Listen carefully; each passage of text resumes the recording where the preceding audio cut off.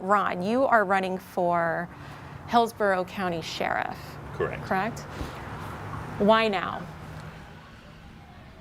Well, I retired about 2.5 years ago, and from Tampa Police Department after a 30-year career, and there's still more to do. I still felt I have more years in me, and I'm from Brandon. I've lived here 43 years, so I'm familiar with the people and the issues in Hillsborough County. I've been here all my life. I'm the one candidate uniquely centered where I've seen both sides of the coin. I've been on both sides of the coin, you know. When I moved to Brandon, the only other people that looked like me were my brother, sister, mother, and father, you know. So I've been through it, you know. So I have the same story to tell as a lot of people. But I still see the value in giving back to law enforcement, and I think I'm particularly positioned to do that. As it stands right now, America doesn't have a good relationship with police officers, law enforcement. What are your thoughts about good cop versus bad cop in this era of America? Well, here's my point. You have failed if you do not get rid of a bad apple. You failed. You failed as a citizen, and you failed as a leader. A lot of people think that, you know, like when I say I want the police union, I want someone to advocate for the truth. Not because of me, because I know how I treat people.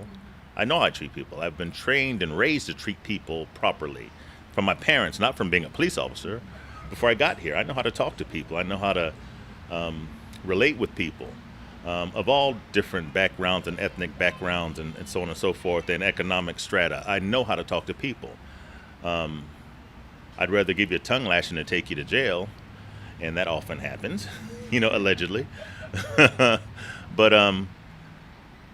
if you have a bad cop, we all know the people that hate bad cops the worst are good cops, because this idiot is gonna make it so tough now. When I walk in the door, what are you gonna steal? Okay, who are you gonna beat up? Okay, what are you here for? You know, so it's such a misnomer that, you know, the blue line is so thick and we protect our own. No one's trying to protect a bad cop. No one tries to protect a bad cop, you know. And I think our relationship here was pretty good until the George Floyd, and then it just gave everyone the impetus and that fire for a movement, and that's fine. I mean, you know, this world, this country was largely built on protests. So I don't have an issue with protests. You know, I'll help you protest. We'll make sure you're safe. We'll make sure you don't hurt anyone and no one hurts you. But it takes it to a different level when you start throwing bricks and knocking people out and throwing frozen bottles of water and using sticks, and, you know, don't do that, because your message is lost. I don't care what the message is. It's lost. It's done, you know, and I can't abide by that. I don't care what the message was before. That's not the message now. You can't break into a store and steal $300,000 plus worth of merchandise and say it's because of Mr. Floyd and you know, 6 states over or something. You know, it makes no sense, you know. With the George Floyd protests that took place a couple months ago, when I watched it, I was reminded about Rodney King. And the consensus back then was Black America was just tired of police brutality and cops getting away with unjust treatment on minorities. What do you say to people who are living in this world right now and they're like, what are we going to do about the police brutality? You have to do more than just talk about it. You have to do more than just walk around about it. I was at a forum, and they're saying, well, what about the brutality of this? What about the brutality? I go, what brutality? What do you mean? You know, I said, what brutality? I go, you didn't report it. It didn't happen. I go, what brutality are you talking about? Well, I heard that see, you can't heard of something. The person that was the victim has to report it. And then everyone comes at you, well, why do they have to report it? Da, da, da. If someone's in the mix and someone's fighting, I'm not going to know that someone did something over here to you allegedly, or you did something allegedly. If someone did something to you and you felt it was illegal or immoral, you got to report it. If you don't report it, guess what? It didn't happen, you know? And so they were mad at me saying that or they were annoyed at me saying that I'm saying, oh, there's no brutality. I go, I didn't say that at all. I just said, what brutality? You haven't reported it, so it doesn't, you know, I don't want to say it doesn't count, but if you're not reporting stuff, if you're not following through, if you're not following procedure, we're not going to get any change. But the fact that we're at least looking at stuff for change and reform, that's a positive. What do you think about the Black Lives Matter movement? I think that my black life matters. My black child's life matters. I think all black lives matter. I love the fact that there's a movement to correct some wrongs in some other spaces and other spaces, not just law enforcement, but I got it, But I don't follow their I don't want to say antics, because that just sort of demeans the system, the movement. But I don't like their ways, all their ways. You can't talk about killing police and doing this and trying to lock police in buildings and set on fire. See, again, done. You can't paint Black Lives Matter on people's houses and cars and burn cars in the name of Black Lives Matter. Oh, I'm going to do this violence because someone did this to someone I know. Well, you need to read your history books. So what used to happen if a black male was alleged to have raped a white female? Every black male within a 10-mile radius was killed. Is that fair? Is that right? Is it wrong? So do you want to be treated the same way? You want to act the same way as your oppressors, or do you want to do better? Are we going to move forward from here? What are we going to do, folks? So the movement in itself, and the fact that my black life matters. I almost said something else. My black life matters. Yeah. But, I get it. Yeah. But I don't like the organization. I'm not on board with the organization. Now, if you are elected sheriff of Hillsborough County, how would you bridge that gap with Black Lives Matter? Because they're not going anywhere. No. When I win, like I said, I can talk to anyone, at least once. But I would like to have a conversation and sit down with like Black Lives Matter, NAACP, and any other entity that wants a voice, that truly wants a voice and wants change, but they can handle criticism too.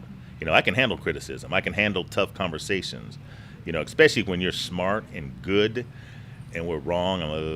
And I hate, and we all hate to be wrong. But if we're wrong, we're wrong. And if we're wrong, we'll do right. We'll correct it. We'll do better next time. And and it's not a shame in saying I'm wrong. That's why I say when you have issues, or if an officer or deputy has issues, or an officer has issues, I'm talking mentally now, ask for help. That's not weak, that's strength. And I want to change the paradigm. If we're wrong, just say we're wrong and let's get it right, And let's not mealy mouth about it. Let's just do it, put it out there, because I think that will bridge the gap with a lot of different entities. A lot of people saying, well, okay, well, damn, they admitted they were wrong, and so from here we're going to do better, and let everyone have a voice in their own, policing, so to speak. I've been getting hit pretty good when I go to forums. They're saying like it's over police, and I was on a radio station the other day, and the guy called in and said, hey, I used to turn around and every 5 minutes there's a police officer. He goes, now I don't see a police officer for 2 days up here, and now he lives in New Tampa. And I'm like, well, I understand what you're saying, sir, but at the same time, on my website, I'm getting stuff, people saying like, when you become sheriff, are we going to get more police over here, and other entities within Hillsborough County? And I said, so, I'm saying just commonsensically, like supervisors get together. If these people are complaining, and this is why you have to have a conversation with your neighborhood watch and your stakeholders and your faith-based people. When you have a conversation, you talk to them.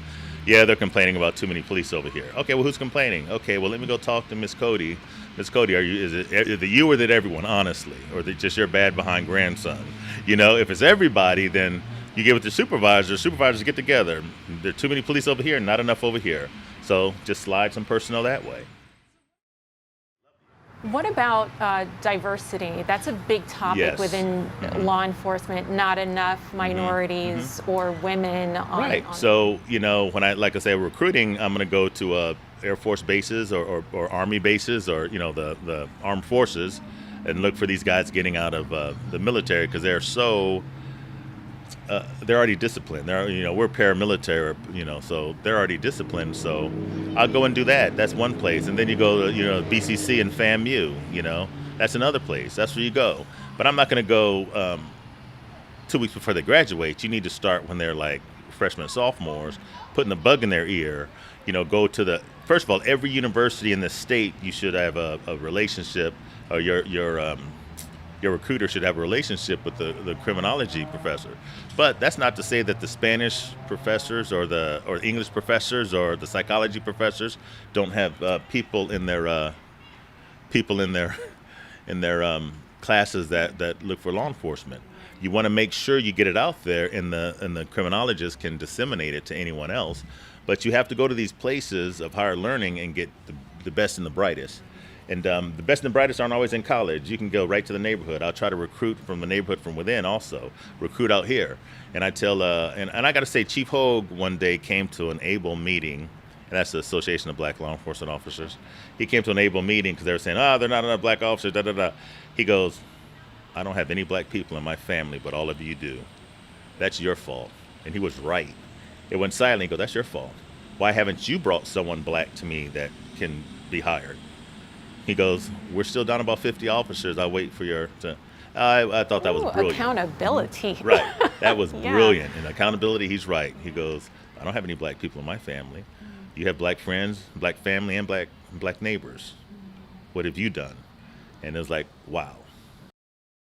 For anybody out there who's watching, who doesn't know who you are and just curious, what's the one thing that they should know about you? I care. I truly care. I'm going to be present. I want a better world. I want to change the world. I realize I get it, and I realize, and I hear you, and I realize we're not there yet, but we're heading in the right direction. And I want you to understand that I'm going to work hard for you. I'm going to earn your vote, and then I'm going to earn your vote when it comes time to re-elect me. But I'm Ron McMullen. I'm from Brandon. I'm from here. I'm just like you.